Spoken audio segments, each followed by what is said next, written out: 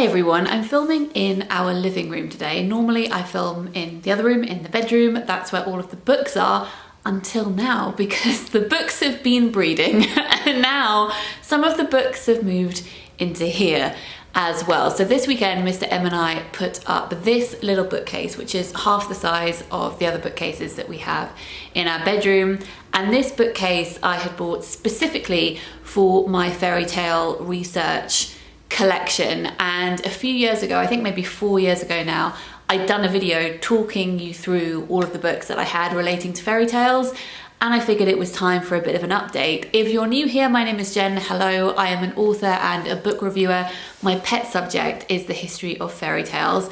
I write about that, and I also have a series of videos on this channel called Fairy Tales with Jen, where I take a particular fairy tale such as Beauty and the Beast or Red Riding Hood or The Little Mermaid, and I talk you through the history of that fairy tale, its evolution, how things have changed, which versions you can find in different countries. I will link that playlist in the description box down below. This weekend was quite a book organization weekend actually, because as well as creating, I didn't create this bookcase, we assembled this bookcase. As well as assembling this, I also put together, or rather Mr. M put together, a book trolley, which I am, honestly, I'm in love. I had been eyeing up a book trolley for ages. Many other booktubers have them, and I just thought, well, what would I use it for? But actually, there is a definite thing, two things I can use it for. There are always two piles of books next to my desk. Books that I have bought or been sent for review that I haven't hauled yet, and books that I've read but haven't wrapped up and reviewed yet. So now those books are on that trolley, and as I said, it's love. I'm in love. I'll insert a picture of that trolley here. Love it. So today I am going to talk you through these books on the bookcase behind me. I'm not going to go through every single one. I will pan and show you every single one, but I'm going to pick out a few key ones and talk to you about them. If there are titles that you can't make out properly or you have a question, leave it in a comment down below and I will come back to you and answer you there. Because researching fairy tales is my thing, a lot of these books are either non-fiction or they are old fairy tales. I had posted a picture of the bookcase on Instagram and someone had commented asking if, I think it was the Czech fairy tales here, if that was suitable for young children, would I recommend it? No, and that's the case I would say for a lot of these books, because I have them, as I said, for research. They're very old, there's a lot of outdated language, and because historically fairy tales weren't really for children, they were for everyone. A lot of old fairy tales aren't really suitable for kids anyway, alongside Peter Pan. If you want to know more about that, I'll link that in the description box down below. So some of these, yes, are newer versions that have been specifically adapted for kids, or they were always meant to be for children, but a lot of them I have for academic reasons. There's a lot of sexual violence. It's just quite a lot in fairy tales. If you want to know more, as I said, you can head over to my History of Fairy Tales playlist. Anyway, without further ado, let me show you what is on the bookcase behind me. On top of the bookcase, we have a few things. We've got a set of the Andrew Lang fairy books. I used to covet these so much. In case you're new, I used to be a bookseller. I worked as a bookseller for 10 years, and for about half of that time, I was working in an antiquarian bookshop, so selling really old books, and occasionally we would get in the original Andrew Lang fairy tale books from the 1800s. They're cloth bound, they've got gilt on them, they are so beautiful. They are very expensive to get a hold of, and they're very delicate, and that's not really why I want them. I want them for the content, so instead I bought the Dover Publications reprints. So these are facsimiles of the, well, I just realised that will be out of focus. Let me do that, there we go. They are facsimiles of the originals with the illustrations that were in the old versions as well. They were illustrated by H.J. Ford. They were originally published by Longmans in the late 1800s. These ones were first published by Dover, I think, in the 1960s. Andrew Lang collected fairy tales from around the world and then he retold them, but I think general consensus is in the folklore world that his wife was really responsible for that, but they just happened to have his names on them, and the names of these books are why the Fairy Tale Review has their names, which I'll get onto later because they are lower down on my bookcase. And then beside them we've got some of the Macmillan Library. We've got Best Fairy Tales of the World, the Best Fairy Tales by Anne Christine Andersen, and English Fairy Tales by F.A. Steele. These are their pocket size editions. And whilst I like that they are so small, it does mean that the print is very small. It feels a little bit like a Bible, but I do still enjoy those. And then next to them here I have an apple candle that was gifted to me by Simon quite a few years ago. Here is a quick pan of the top shelf, and I will take most of these off in a second and talk to you about them. But you know, I've just made it all neat and tidy, so here is proof of that before I destroy it again. First up, we have my Chronicle collection. I think that I have all of the fairy tale ones that they have published. It maybe they have one or two more, but I had a very similar edition elsewhere, so I didn't purchase them. But these are the ones that I have. Tales of Japan, India, Nordic, Celtic, and Tales from East Africa. These ones are old fairy tales, so they haven't been rewritten by anybody. They've taken them from out of print collections of fairy tales, and then they have created new illustrations. This was the first one that I read, which is a review copy that was sent to me, and the illustrations are extremely beautiful. Let me find one for you. There you go. That is one there. Because they're not retellings, and by retellings I don't mean, what do I mean? Let me clarify, because on these shelves here, these are old fairy tales. I also have stories that have been inspired by fairy tales, modern fairy tales, retellings. They're just in with my fiction. When I say that these are old fairy tales, I mean that I often like reading traditional fairy tales that still have that traditional feel to them, but they've just been tweaked a little bit. I'm not saying I want them set in the modern day or anything like that, but as I said, there's a lot of outdated language in old fairy tales, which is why I appreciate when they are not rewritten but are remolded for current times. So because these aren't that, they're not my favorites, but as I said, I do love the illustrations, and I think my favorite out of these five, 1, 2, 3, 4, 5, is this one, which is Tales of India. I think maybe my favorite in here is one called Boppalucci, which is about a woman who is married off to someone who turns out to be awful. So she kills his mother and then becomes a thief and disappears into the night. Lots of other things happen too, but that's the general gist of it. I really like that one. And then after that on this shelf, I have got my non-fiction fairy tale books. So firstly we have The King and Queen of Fairy Tales, the king being Jack Zipes. If you would like to learn about the history of fairy tales, then he is an amazing person to go to. I would recommend starting with The Irresistible Fairy Tale. And then the Queen of Fairy Tales is of course Marina Warner. This is a book that she's written called From Beast to the Blonde. And also this one, which I haven't read yet. This is Alone of All Her Sex, The Myth and the Cult of the Virgin Mary. So of course this one isn't just about fairy tales, it's about religion, but as well as looking at the Virgin Mary within Christianity, it looks at how women were depicted in historical writings, how they appeared in folklores in different cultures all around the world, and how that links in to the image of Mary. So I am very intrigued by this one. It's very specific, but I'm excited. And then this one, the next one, is Beyond the Pale by Emily Urquhart. I have recorded a podcast with Emily, which I will link in the description box down below. This is a book all about albinism and folklore. Her daughter Sadie has albinism, and she's really interested in many different kinds of folklore. So this was a route that she went down after the birth of her daughter into trying to research how albinism appears in folklore all around the world, and it took her down many interesting paths. This is a brilliant book called Princesses Behaving Badly. I had such fun reading this, and a couple of the facts in this crept into my short story collection, The Beginning of the World in the Middle of the Night. This is real life tales of princesses behaving badly. And maybe it should really live on my non-fiction shelves because it's very tenuously linked with fairy tales because we're talking about real life royalty. But the stuff in here feels so fairy tale like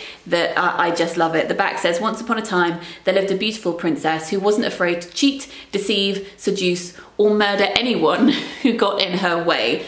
Truth. This is a book on cryptozoology that I bought at Treadwell's, which is a bookshop in the centre of London that specialises in books about esoteric and witchcraft and everything. A Time to Dance, A Time to Die is a book that I read when I was researching dancing plagues and looking at the history of the tale The Red Shoes. And this is Gossip from the Forest by Sarah Maitland. She went camping in forests around the country with her son, and then while she was staying in those forests, she writes about and talks about the history of those places and then retells a tale which is local to that place. I have a couple of Penguin Classics collections of fairy tales. This is Franzavia von Schwanworth's The Turnip Princess, which was a very recently discovered collection of fairy tales. My favourite story in here I think is just called The Wolves, and it's about a jealous woman who becomes wolf-like and then gives birth to 7 wolf children. It feels very Angela Carter, but you know, circa 250 years ago. This is a great compendium. It's huge. It's like an encyclopedia of fairy tales. This is not a sit down by the fire, read fairy tales in their completed form. This is a non-fiction book about fairy tales, detailing the fragments of different stories that you can hear all around the British Isles. So the authors went around all of the coastlines and researched local tales, and then they put what they found in this massive book here. I haven't read this book yet, but I'm excited to. It was gifted to me from the fabulous booksellers at the American Book Centre in Amsterdam when I was on book tour in the Netherlands, and it's called Fearless Girls, Wise Women and Beloved Sisters. It's a collection of fairy tales from around the world with badass females at their core. Is this published by Pantheon? No, but it is an American book, which you can tell because it is super floppy, which I enjoy. And then I have a couple of collections of fairy tales relating to nature. So this is Around the World in 80 Trees by Jonathan Drury. This is Woodland Folk Tales, and this is Animal Folk Tales. And both of these are published by the History Press. They have a whole series of books that they publish, collecting fairy tales on themes. Here is a pan of the second shelf. Again, before I destroy it. Also, you may be able to hear cars in this video. This is also one of the reasons I don't film in the living room, because this side of the flat is next to the road. On this shelf, we have fairy tales from around the world. So to begin with, I have a lot of the, can I even pick them up? Oh, there we go. I have a lot of the Pantheon fairy tale. Actually, what is the specific name of this series? It does not say. Okay, the Pantheon Fairy Tale and Folklore Library. So I have a lot of these. These are brilliant for research. These have lots of different fragmented fairy tales in them too, often incomplete ones or different variants of the same fairy tale. This is the Victorian fairy tale book at the top. Then we've got folk tales from India, African American folk tales, Latin American folk tales, African folk tales, Irish folk tales, Norwegian folk tales, and Russian folk tales. These ones are of course like text heavy. Most of these don't have illustrations in them. If I have any here that do, I'll show you some. This book for me was quite a disappointment. This is the Fairy Tales of Madame Delannoy, and she was a pretty awesome woman in the 1600s who ran literary salons, and she shared fairy tales of her own invention in the royal courts. There were so many rumours about her. People thought she was a spy. And I love her fairy tale, The White Cat, which I shared in my Rapunzel video, which I'll link in the description box down below. So I wanted to find a reprint of her stories because they are very difficult to get hold of, even though she was very well known in her day as a woman writing fairy tales. Society tended to forget about her. So I bought this, and whilst I enjoy it, whilst it is helpful from a research point of view, reading her fairy tales back to back, it is more so than other fairy tales, though other fairy tales are not excluded from this, very heavy on the disability bad front, and that is very difficult to get past. So this has not been a favourite of mine at all, which I was, as I said, rather sad about. this is editing me in the future just to come in here and say, I realise she's writing in the 1600s, and therefore I do expect that, not just from that book, but from other books on this shelf too. I think it's just because I love the White Cat so much. It felt like an extra punch in the gut, plus because I felt it was particularly relevant with regard to that book, and because I speak about the representation of disfigurement and disability a lot on this channel, I thought I would flag it in case you were interested in that book but may want to stay clear of the way those topics are handled. Then we have Fairy Tales from the Isle of Man. This is an old Norris Modern Press book, and I just love the cover of these. They remind me of the old Puffin books, really. So this is Isle of Man. I'm just going to whiz through these. This is a little book of hidden people. So we've got Icelandic folk and fairy tale legends. This is the Spanish fairy tale book. This is a more modern fairy tale book. This is Italo Calvino's collection of fairy tales, which he published in the 1960s, I think. I tell a lie. It was 1956. This was very kindly gifted to me by one of you. This is Norwegian folk tales, including obviously East of the Sun, West of the Moon, and it has some black and white illustrations inside. But the illustrations for East of the Sun, West of the Moon always remind me of his dark materials. This is the aforementioned Czech fairy tales, which I would not particularly recommend. This is Giambattista Basile's Tale of Tales, so his version of the Decameron, but with fairy tales instead. There was a film made with, I think, is it 3 or 4 of the tales in here a few years ago, which was deeply disturbing and wonderful. This is Folk Tales of Egypt. This collection of Chinese fairy tales is stunning. I would definitely recommend this one. It is published by Bloomsbury. It is again just a reissue of a book that is about 100 years old, but it does have an introduction to help contextualize the tales that you find in here. We've got another one, Tales from Japan. This one is Korean fairy tales. This is Tales of the Marvellous, News of the Strange, which, like Franz Xavier von Schwanwerth's collection, The Turnip Princess, was a collection of fairy tales that was discovered a few years ago that people had never heard of before, and this was the hardback edition that Penguin published. It says the first English translation of medieval Arab fantasy collection. We have got Jewish folk tales. This again is published by the History Press. Persian fables and fairy tales.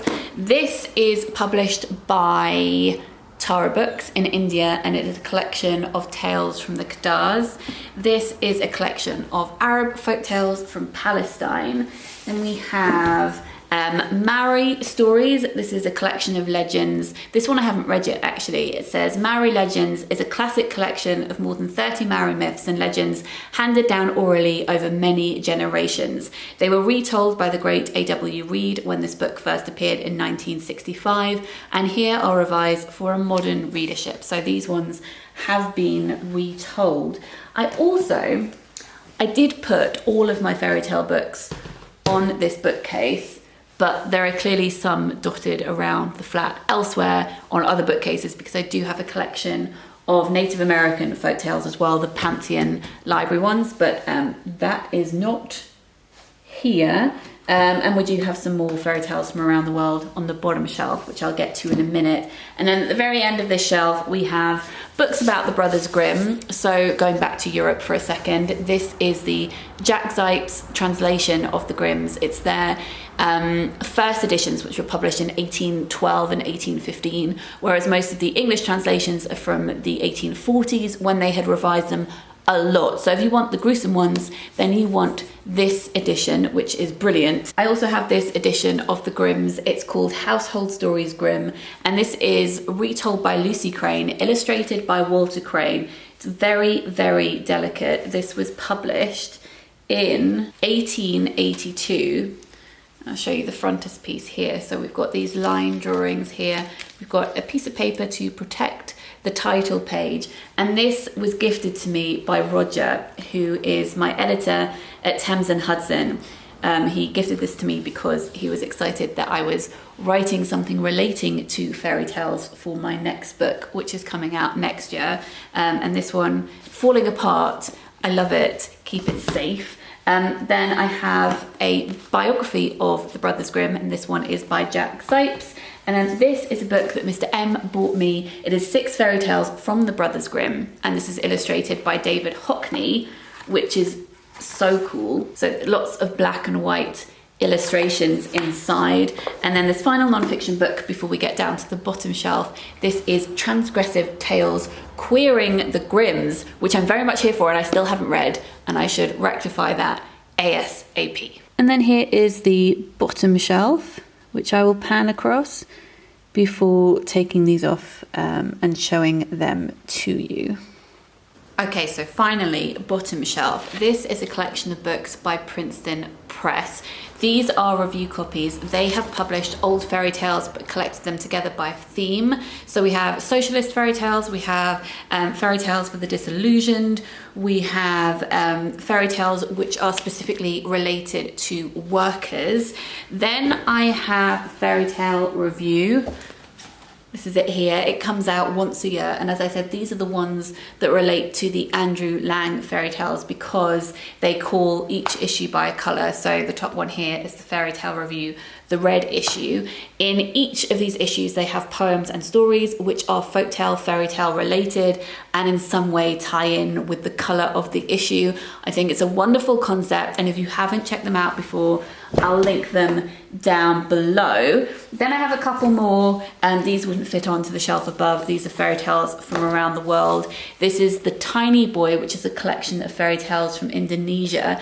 I didn't love this one as much as some of the other collections that I have read, but there was one fairy tale in here that I loved very much. This one is a non-fiction book called The Secret Language of Birds, and this is about birds all around the world and how those birds relate to folklore and mythology, which I just think it's an amazing resource. I just use it to pick up and learn random things at various different points. Then I have, where to next? I have this, which I think is probably, I was going to say the most, it's definitely one of the most beautiful fairy tale books that I own. This was a gift from Mr. M a few years ago, East of the Sun, West of the Moon, and this one is illustrated by Kay Nielsen.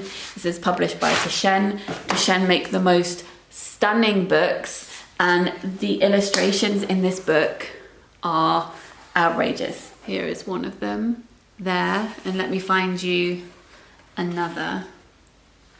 Well, I mean, ridiculous. So that is a collection of 15 Nordic fairy tales. This is an illustrated version of The Little Mermaid, and I'm not sure if you can get it anymore. It's illustrated by Yaya Kusama, who is one of my favorite Japanese artists. And this is a black and white book where she's just used lots of different patterns. I say just, I don't mean just, obviously. She has used lots of different patterns to illustrate everything. There we go. If I do like this, then you can see it is absolutely stunning. I think I bought this at the British Library a few years ago. I love it. And someone else that I love with regard to fairy tales is Sue Blackwell. You may have come across her but not know her name because her book sculptures have done the rounds everywhere pretty much. So she makes these incredible sculptures out of books. This is called The Fairy Tale Princess. I've showed it before. I don't love the text in this so much, but I love what she has done to illustrate it. So these are fairy tales where she has done paper cutouts and then she has photographed them, and they are the illustrations for the stories. Here's a castle in Snow White. And then here is another spread from that fairy tale. And as well as having that collection of fairy tales, I also have this, which is basically her art book. This is a look at her sculptures throughout the years. This is from 2006 to 2013. So it's like a book you would buy at an exhibition, I suppose. And in here she has got interviews where she's talking about how she makes the pieces that are in here. So you get behind the scenes shots as well as more information about how and why she makes the beautiful things that she makes. I also have a few books that are not specifically fairy tales, but they are different kinds of mythology. So I have Jean's book, which is illustrated by Katie Ponder. This is Greek Myths, Meet the Heroes, Gods and Monsters of Ancient Greece. So if you're looking to an introduction to Greek mythology, which of course feeds into fairy tale and folklore, I'd recommend that. I then also have this, which is a collection of myths and legends of ancient Egypt. And then I have a couple of Norse myth stuff too. So I have this, which is Norse myths. It's hard to say that. Norse myths, tales of Odin, Thor and Loki, and this one is illustrated by Jeffrey Allen Love, as well of course as having the Poetic Edda. Then we have a couple more mishmash stuff at the end here. We have Queer Folk Tales, which I read recently and really loved. It is by Kevin Walker. This is one of those books where I was saying these are retellings, but they feel in theme, like and in voice, as if they were written a very long time ago. So this is taking different elements of folk tales from around the world, but highlighting queer characters, adding those in, and just bringing a lot of joy. This is a collection of Hans Christian Andersen tales, which for some reason is on that shelf. This is not specifically fairy tale related, but again is mythology. This is called What We See in the Stars, and it's all about the mythology surrounding the constellations. I read this book last month and I liked it, but also wasn't sure about it. So this is Gender Swapped Fairy Tales. I wasn't sure about some of the choices that were made in here. This is using a computer algorithm to switch the genders of characters to highlight sexist language, but then the authors changed some things I thought took away from the point they were trying to make. So in the version of Rapunzel, instead of having Rapunzel having long hair, they changed it so he had a long beard. And I felt that that was contrary to what they were trying to achieve. So it was strange, but the illustrations in here are amazing. Here is one right here.